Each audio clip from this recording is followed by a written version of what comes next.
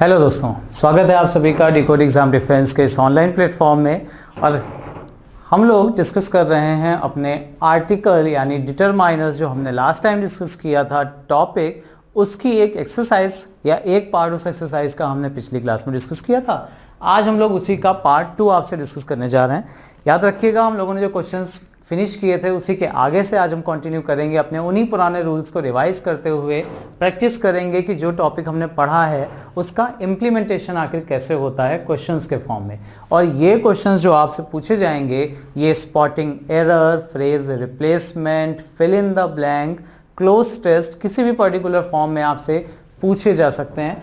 Cloze test यानी एक passage होता है जिसमें आपको ब्लैंक्स दे दिए जाते हैं, उस फॉर्मेट में भी आपसे ये पूछा जा सकता है। सो ये एक्सरसाइज का सेकंड पार्ट हम लोग डिस्कस करेंगे। लास्ट हम लोगों ने जो डिस्कस किया था वो था हमारा क्वेश्चन नंबर 17 तक। तो इसके आगे से डिस्कस करें अगर क्वेश्चन नंबर 18 से देखिएगा। अगेन फर्स्ट पार्ट, इसमें आपको दिए गए हैं 3 ब्लैंक्स। आई अराइव्ड इन दिया हुआ है, ब्लैंक लगा हुआ है USA, last Monday we left Rome, flew over, फिर एक ब्लैंक दिया हुआ है Alps, and made a quick stop in, और ब्लैंक करके दिया हुआ है लंदन। तो एक्चुअली यहाँ जो आपको नाउन दिए गए हैं वो कौन कौन से हैं? लंदन के साथ, एल्प्स के साथ और यूएसए के साथ। इनको बस जस्टिफाई कर लीजिए कि क्या इन नाउन्स के साथ आर्टिकल आता है कि नहीं आता है, आता है तो कब आएगा, कब नहीं आएगा, और कौन सा आर्टिकल आएगा। सो पहले वाले वर्ड की बात करते हैं। आई अराइव इन, ब्लैंक दिया हुआ है USA. USA it is a United country, full form आपको पता होगा, United states of America. United states of America का स्ट्रक्चर अगर आप देखोगे तो आपको कुछ नाउन ऑफ नाउन जैसा याद आएगा। और हमने पढ़ा भी था कुछ ऐसी कंट्रीज हैं जिनके नेम में यूनाइटेड, रिपब्लिक, ये वर्ड्स अगर आते हैं, किंगडम आ जाता है, उन नाउन्स के साथ या कंट्रीज के साथ the article we use is the, definite article the को प्रयोग किया जाता है उनके साथ। अच्छा, एल्प्स की बात करें तो ये एक पर्वत श्रृंखला है। याद रखिएगा, माउंटेन रेंजेस और माउंटेन पीक्स दो चीजें होती हैं। माउंटेन पीक के साथ आपको आर्टिकल द को प्रयोग नहीं करना है, लेकिन माउंटेन रेंजेस के साथ आर्टिकल द को प्रयोग किया जाता है। तो एल्प्स यहाँ पे एक माउंटेन रेंज है, उसके साथ आएगा हमारा आर्टिकल द। नेक्स्ट सेंटेंस या पार्ट की बात करते हैं। मेड अ क्विक स्टॉप इन, अब ब्लैंक दिया हुआ है London. London is of course a proper noun, एक पर्टिकुलर जगह का नाम है, और प्रॉपर नाउन के साथ कोई आर्टिकल लगाने की जरूरत नहीं होती। याद रखिएगा, तीनों ही ब्लैंक के लिए जस्टिफिकेशन ये हमारा। आप भी साथ साथ में सॉल्व कर सकते हैं, अपने आंसर्स दे सकते हैं, देन टैली कर सकते हैं, देखिएगा। और एक्सप्लेनेशन भी अगर आप अपनी तरफ से मेंशन करना चाहो तो कमेंट सेक्शन में जरूर मेंशन कर सकते हैं। नेक्स्ट 19 क्वेश्चन की बात करें। शी लाइक्स इंडियन टी, उसको इंडियन टी पसंद है। एक पर्टिकुलर जगह की टी की बात कर रहे हैं, it is a proper noun, कोई आर्टिकल यहां देख लीजिए नहीं आया। But she doesn't like, blank दिया हुआ है टी, उसको एक पर्टिकुलर तरह की चाय है जो नहीं पसंद है। एक पर्टिकुलर तरह की चाय है जो पसंद है, लेकिन एक और तरह की चाय है जो उसको नहीं पसंद है। अब यहां भी चूंकि एक पर्टिकुलर टी को रिप्रेजेंट कर रहे हैं, याद रखिएगा आर्टिकल आएगा the. So the tea, she doesn't like the tea that comes from Ceylon. अब Ceylon भी एक्चुअली एक प्रॉपर नाउन है, एक पर्टिकुलर जगह का नाम है। सो इस प्रॉपर नाउन के साथ आर्टिकल लगाने की कोई ज़रूरत नहीं है। क्लियर रखिएगा। she likes Indian tea but she doesn't like the tea. The tea means होता है एक पर्टिकुलर टी की बात कर रहे हैं जिसका एक्सप्लेनेशन आगे हमें दिया हुआ है।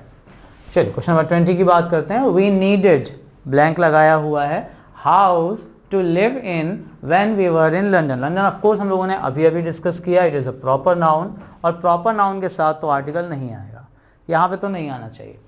20 वाले फर्स्ट ब्लैंक की अगर बात करें, क्या मीनिंग निकल रहा है सेंटेंस का? वी नीडेड, हमें जरूरत थी, किस चीज की? किसी पर्टिकुलर घर की जरूरत थी, कोई खास घर ही चाहिए था, या कोई भी एक घर जहां हम रह सकें। और अगर सेंस के अकॉर्डिंग आप देखोगे ना, हम लंदन में थे तो एक घर चाहिए था, एक घर मतलब कोई भी मिल जाता, रहने की बस बात की जा रही है। तो यहाँ पर सूटेबल आर्टिकल जो हमारे लिए रहेगा वो है आ हाउस। कोई भी एक घर, कैसा भी एक घर होता, कोई पर्टिकुलर घर नहीं चाहिए था, इसलिए यहाँ पर आर्टिकल द नहीं लगा रहे हैं, हम लगा रहे हैं यहाँ पर आर्टिकल ए। एन नहीं लग रहा ऑफ कोर्स क्योंकि साउंड की बात है, हाउस। चलिए नेक्स्ट सेंटेंस की बात करते हैं। आई विल बुक। अब बिल्कुल कंफ्यूज मत होना, यहाँ बुक का मतलब किताब की बात नहीं कर रहे हैं, यहाँ बुक का मतलब होता है बुकिंग जो करवाई जाती है। मैं बुक कराऊंगा, ब्लैंक दिया हुआ है sleeper on Maharaja express train tomorrow, 2 blank यहाँ भी दिए हुए हैं। याद होगा ट्रेन, शिप और एरोप्लेन्स के नेम के साथ हमने पढ़ा था आर्टिकल द को प्रयोग किया जाता है। सो महाराजा एक्सप्रेस इज अ ट्रेन, इसके साथ आएगा आर्टिकल द। अब महाराजा एक्सप्रेस जब कभी भी आप किसी भी ट्रेन में अगर बुकिंग कराते हैं तो क्या आपको कोई पर्टिकुलर बर्थ ही चाहिए होती है?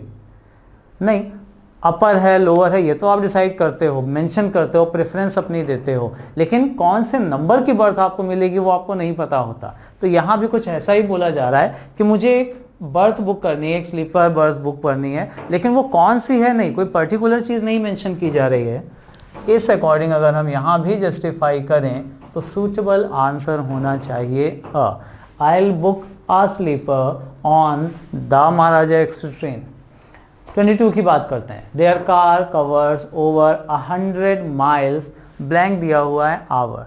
अब अगर आपको थोड़ा सा भी याद हो कि हम लोगों ने जब स्टार्ट किया था आर्टिकल तो मैंने आपसे अ बॉय के 3 मीनिंग डिस्कस किए थे। याद रखिएगा 3 मतलब होते हैं अ बॉय के।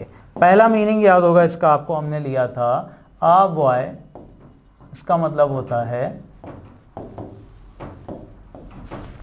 एक लड़का बाहर खड़ा है, a boy is standing outside. दूसरा इसका एक मीनिंग ये भी लेते हैं कोई लड़का, कोई यानी एनी के सेंस में भी यूज होता है ए और एन। Any, an apple a day, कोई भी सेब आप खा सकते हो। याद रखिएगा एक एग्जांपल हम लोगों ने लिया था एन एप्पल मतलब एनी एप्पल, कोई भी हो सकता है। कोई ज़रूरी नहीं कि लाल हो, हरा हो, कश्मीरी हो, शिमला का हो, डजंट मैटर, कोई भी सेब, any apple, an apple. A boy, कोई भी लड़का हो सकता है, ठीक है ना। I need a boy to do this work, मुझे एक लड़का चाहिए, कोई भी लड़का हो सकता है, ये ध्यान रखिएगा। तो अ बॉय का दूसरा मीनिंग होता है कोई लड़का। और तीसरा जो बड़ा इंटरेस्टिंग था वो था ये एवरी या पर के सेंस में भी यूज होता है। एवरी या पर के सेंस में भी कैसे? एन एप्पल आर डे, मैंने बोला था आर डे का मतलब ये नहीं कि एक दिन खाया आप कभी डॉक्टर के पास जाने की जरूरत नहीं पड़ेगी। An apple a day keeps the doctor away. आर डे मतलब एक दिन नहीं, पर डे अगर आप खाएंगे, एवरी डे अगर खाएंगे तो। सो अ बॉय का तीसरा मीनिंग निकलता है एवरी या पर के सेंस में। So do remember a a an, इसका एक मतलब एवरी या पर भी होता है। और यही चीज़ अगर आपको समझ में आई हो तो आप बिल्कुल आसानी से जस्टिफाई कर सकते हैं क्वेश्चन नंबर 22 को। देयर कार, उनकी जो कार है वो कवर करती है 100 माइल्स, 100 मील। और अगर पूरा मीनिंग लिया जाए तो यहाँ पर आएगा पर आवर, प्रति घंटे की रफ्तार से। सो प्रति, पर, एवरी के लिए अगर आर्टिकल डिसाइड करना, ऑफ कोर्स यहाँ पर मीनिंग पर का लिया जा रहा है तो मैंने लिख तो दिया यहाँ पर ये, लेकिन ए और एन ही एवरी या पर का मीनिंग भी देता है। तो जब हम आर्टिकल डिसाइड करेंगे ना तो याद रखिएगा यहाँ पर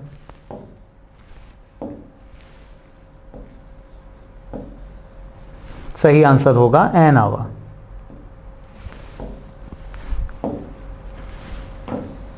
ये 100 माइल्स एन आवर, प्रति घंटे की रफ्तार से बात कर रहे हैं। यहाँ पर प्रति के लिए भी एच और एवरी के लिए भी आप यूज कर सकते हैं ए और एन को। 23, money is one of blank लिखा है मोस्ट इंपॉर्टेंट थिंग्स। सबसे ज्यादा, ये सुपरलेटिव डिग्री वाला केस आया यहाँ पर, और अगर सुपरलेटिव डिग्री वाला केस आया, मोस्ट इंपॉर्टेंट की बात कर रहे हैं, नो डाउट आंसर होना चाहिए यहाँ पर द मोस्ट इंपॉर्टेंट। लेकिन पहले वाले ब्लैंक को अगर आप ध्यान से देखो, मनी एक अनकाउंटेबल नाउन होता है, मनी का प्लूरल नहीं बनता। ए और एन का प्रयोग केवल काउंटेबल नाउन के साथ हो सकता है। सो ए और एन का प्रयोग मनी के साथ तो नहीं हो सकता। क्या यहाँ पर द आ सकता है? किसी पर्टिकुलर मनी की बात कर नहीं रहे हैं। मनी एक एब्स्ट्रैक्ट नाउन होता है, एब्स्ट्रैक्ट नाउन। याद रखिएगा रुपी इसका प्लूरल बन सकता है, क्वाइन इसका प्लूरल बन सकता है। मनी इज एब्स्ट्रैक्ट नाउन, और एब्स्ट्रैक्ट नाउन के साथ आर्टिकल द का प्रयोग भी नहीं किया जाता। अनकाउंटेबल है इसलिए ए और एन नहीं आएगा, एब्स्ट्रैक्ट है इसलिए आर्टिकल द भी नहीं आएगा। लेकिन अगर उस पैसे की बात कर रहे होते जो मैंने आपको दिया था, the money I give you, तो ये आंसर हमारा बिल्कुल सही हो जाता। सो डू जस्टिफाई दिस, याद रखिएगा, इनको जस्टिफाई करते हुए ही अपना आंसर आप कॉन्फिडेंस के साथ टिक कर सकते हो। तो प्लीज जस्टिफाई जरूर कर लीजिएगा इन आंसर्स को। अच्छा, आगे एक बढ़ते हैं। One of the most important things in, और यहां देख लीजिए, life is also abstract noun. अब अगर एब्स्ट्रैक्ट नाउन है यहां पर ये भी, तो नो डाउट इसके साथ भी आर्टिकल द का प्रयोग अगर आपने कर दिया तो वो बिल्कुल गलत हो जाएगा। याद रखिएगा, आर्टिकल कोई प्रयोग यहां पर नहीं होगा। सही सेंटेंस होगा money is one of the most important things in life. Direct life का प्रयोग करेंगे, कोई आर्टिकल लगाने की जरूरत यहां पर नहीं है। चलिए, आई होप 23 तक क्लियर होगा ये सभी। नेक्स्ट सेंटेंस पे आते हैं 24। Do you happen to know, ये फ्रेज जरूर ध्यान रखना, ये कई बार बहुत बार अश्वित पूछा गया है। Do you happen to know, happen का मतलब होता है कुछ घटित होना, हैपन नो का कुछ कॉम्बिनेशन हमें नहीं समझ में आता, लेकिन ये पूरा का पूरा फ्रेज याद रखिएगा। Do you happen to know का मतलब क्या आपको पता चला, क्या आपको ज्ञात हुई ये बात, क्या आपको पता चला। Do you happen to know who invented, अब ब्लैंक लगाया हुआ और दिया हुआ है कैमरा। और याद होगा हमने जब आर्टिकल द के यूजेस पढ़े थे कि इन्वेंशंस को मेंशन करने के लिए भी आर्टिकल द को प्रयोग किया जाता है। सो सही सेंटेंस बनेगा do you happen to know who invented the camera. 25 वाला देख लीजिए, इन माई ओपिनियन, ब्लैंक दिया हुआ है, एजुकेशन शुड बी फ्री। अब एजुकेशन अगर बात की जाए इस पर्टिकुलर नाउन की, तो ये नाउन भी हमारा एब्स्ट्रैक्ट नाउन है। किसी पर्टिकुलर एजुकेशन की यहां बात तो कर नहीं रहे, बात हो रही है सिर्फ एजुकेशन की, जो कि एब्स्ट्रैक्ट नाउन है। एजुकेशन अनकाउंटेबल भी है तो ए और एन नहीं आएगा, एब्स्ट्रैक्ट नाउन है तो यहां द भी नहीं आएगा, यानी यहां पर कोई आर्टिकल नहीं लगाया जाएगा। सही सेंटेंस बनेगा in my opinion education should be free. Simple सा आंसर। 26 वाला देखिए, यहां भी एजुकेशन के पहले ब्लैंक दिया है, लेकिन इस एजुकेशन और इस वाले एजुकेशन में बहुत बड़ा डिफरेंस है।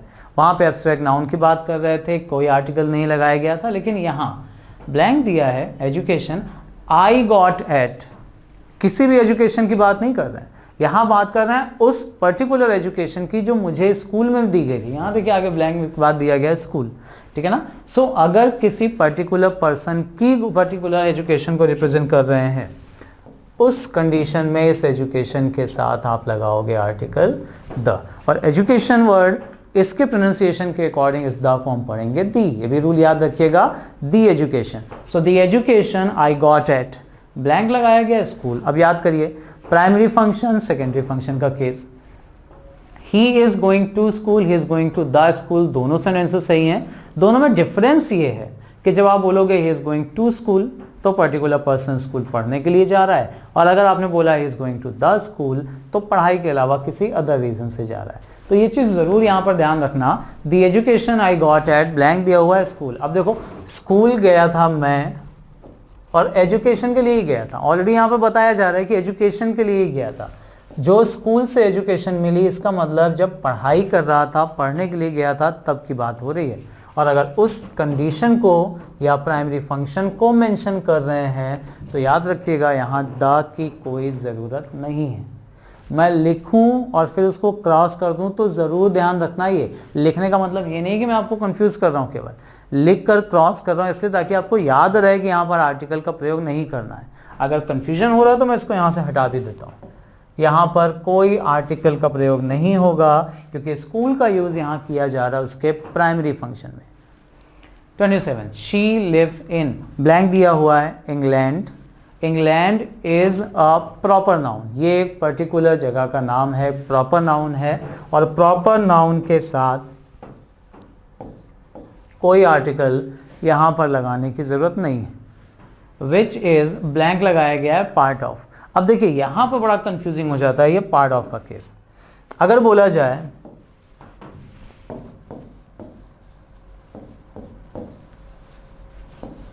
पार्ट ऑफ, इस पार्ट ऑफ के साथ अ पार्ट ऑफ और द पार्ट ऑफ दोनों लग सकते हैं, बिल्कुल दोनों ही चीजें रख सकते हैं आप यहां पर, अ part of, the part of. लेकिन जब कभी भी हम कई में से किसी एक चीज की बात करते हैं, कई चीज़ें हैं जो इंग्लैंड को बनाती हैं। जैसे आप यहाँ पर अगर सेंटेंस पढ़ोगे हमारा, यूके का पार्ट है, यूके कई चीज़ों से मिलकर बना हुआ है जिसमें से एक इंग्लैंड है। तो जब कई में से एक की बात करते हैं उस कंडीशन में हम प्रेफर करते हैं यहाँ पे आ, which is a part of. और यूनाइटेड किंगडम में यूनाइटेड और किंगडम दोनों ही वर्ड हैं, और ऐसी कंट्रीज जिनके साथ यूनाइटेड किंगडम, रिपब्लिक ऐसे वर्ड्स आते हैं उनके साथ लगता है आर्टिकल द।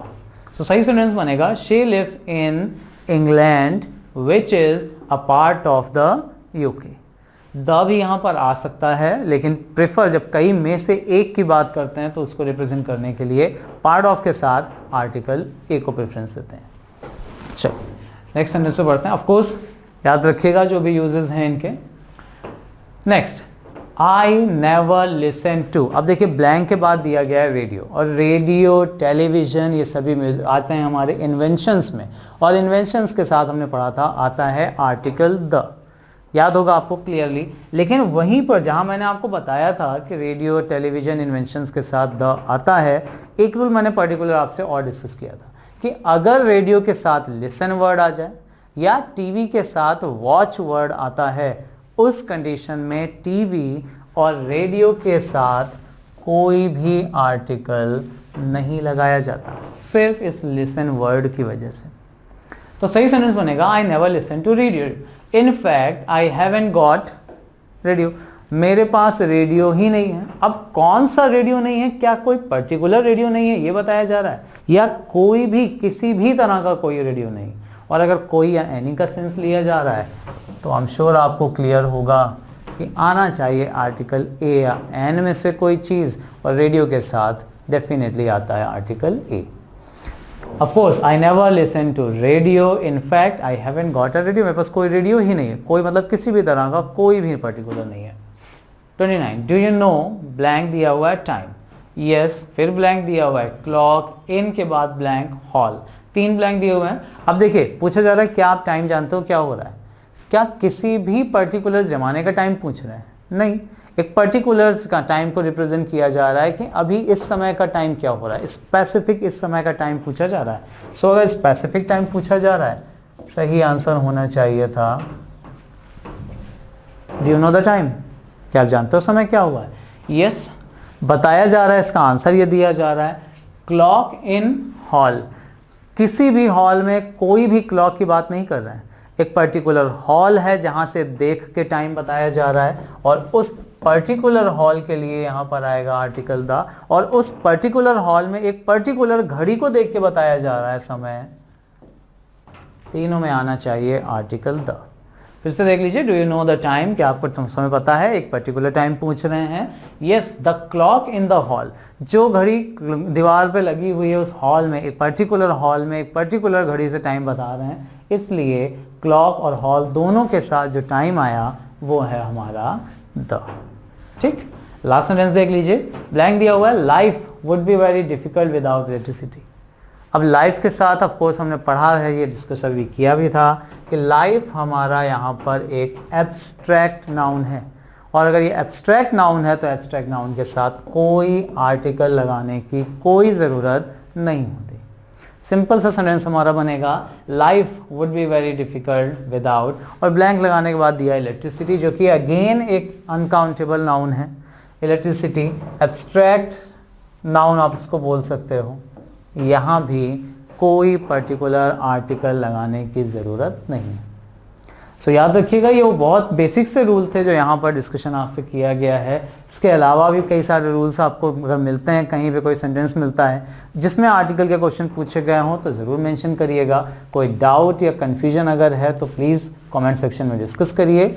लाइक ज़रूर कर लीजिएगा अगर आपको इस तरह की चीज़ें पसंद आती हैं मोटिवेशन के लिए। शेयर कर लीजिएगा जिनको भी आपको लगता है चीज़ें हेल्प कर सकती हैं। सब्सक्राइब कर लीजिएगा और नोटिफिकेशन ज़रूर ऑन कर दीजिए ताकि जो भी हमारे नए वीडियोस आते रहें इंग्लिश वाले या अदर सब्जेक्ट्स के भी, वो आपको प्रॉपरली उनका नोटिफिकेशन एक मिलता रहे, ताकि आप मिस ना कर पाओ जो भी सेशन यहाँ पर आप लोगों के लिए हम लोग अपलोड करते हैं उन सभी को।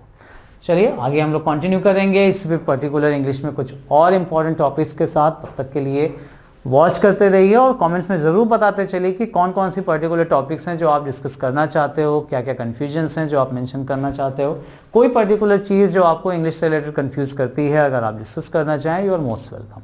चलिए मिलते हैं हम लोग अपने अगले वीडियो में, तब तक के लिए प्लीज़ सब्सक्राइब कर लीजिएगा, लाइक करिएगा and thank you very much.